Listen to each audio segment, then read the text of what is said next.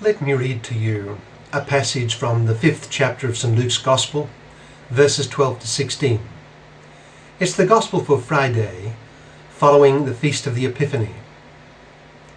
St. Luke writes, "While Jesus was in one of the towns, a man came along who was covered with leprosy.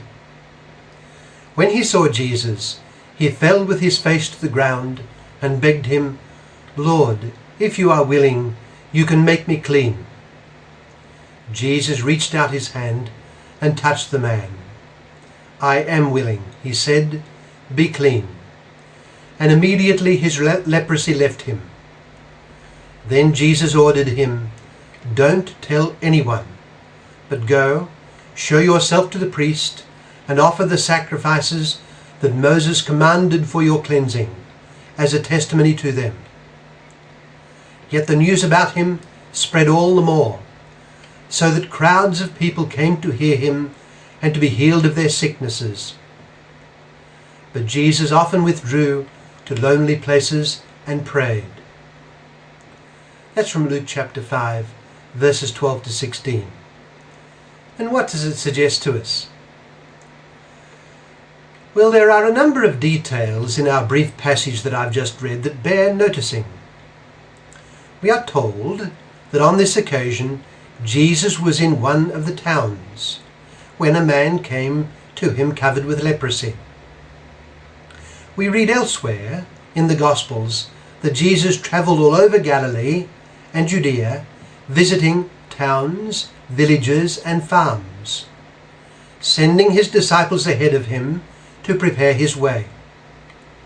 Let us imagine those disciples arriving in towns and villages ahead of him, and then in due course Jesus arriving. Let us imagine him visiting some of the farms and homes. There are incidents in the Gospels describing our Lord's visit to private homes. For instance, he was in the home of Simon Peter when he cured Simon's mother-in-law. He cured the daughter of the synagogue official in that official's home. He was on his way to the dwelling of the centurion when he cured the centurion's servant. He visited the homes of certain Pharisees and dined with them. He visited the home of Zacchaeus, the chief tax collector, and dined with him. Several times he visited the home of Mary, Martha, and Lazarus. Our Lord's presence in the town of today's Gospel passage reminds us that he comes to us and he abides with us wherever we are, whatever be our situation in life. He comes and he stays, provided we welcome him. In the book of Revelation, he says that he stands at the door and knocks. He did that continually, we might say, during his public ministry. He came to serve and not to be served, and so he does with us. And you know, the next detail in the Gospel passage is profoundly significant. A poor leper approached him, covered with his terrible disease. How hopeless any leper must have felt, with there being no known cure, ostracized from normal social contacts for fear of contagion. We can imagine his desperation as he approached our Lord. "Lord, if you are willing, you can make me clean." And the life-giving effect of Christ's words, "I am willing," he said, "be clean."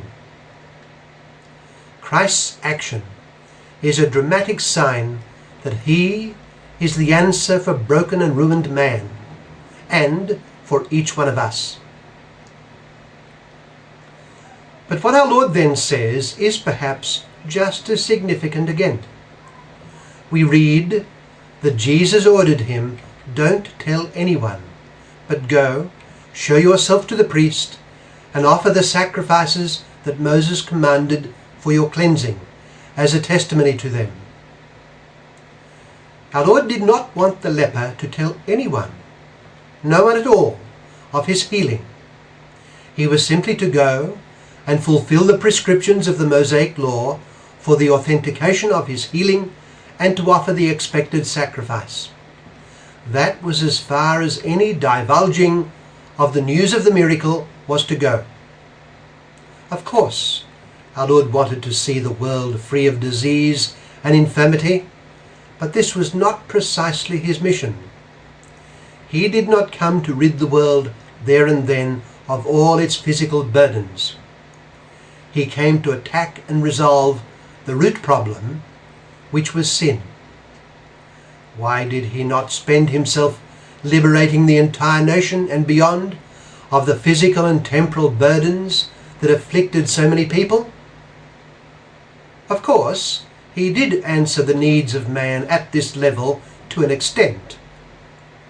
And our miracle of today, in today's gospel passage, is a specimen of this. But the world had to be renewed at its roots. The power of sin had to be broken at its foundation. And it was this which our Lord was sent to do.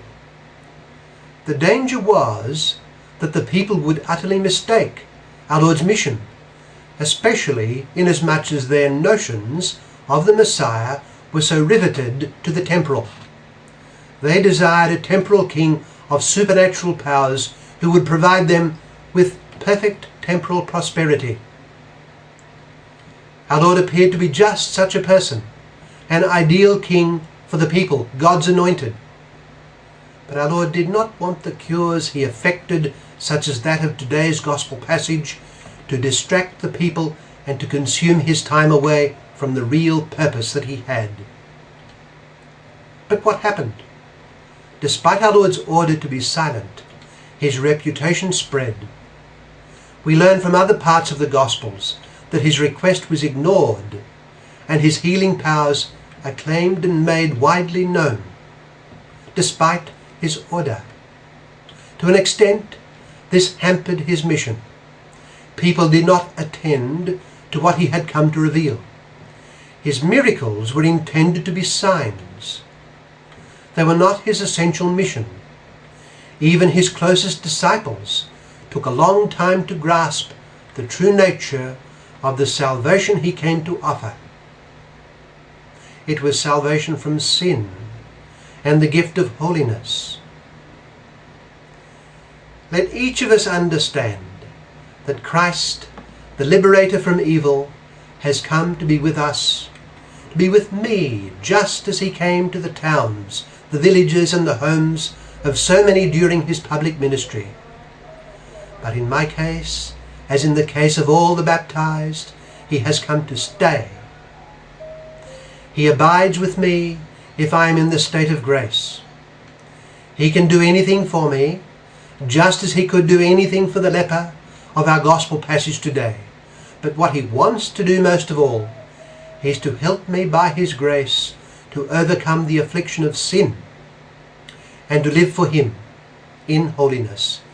He wants me, by the power of his grace, to follow him along the road, sharing in his life and being faithful to him in everything. It is in this that true life, true holiness consists.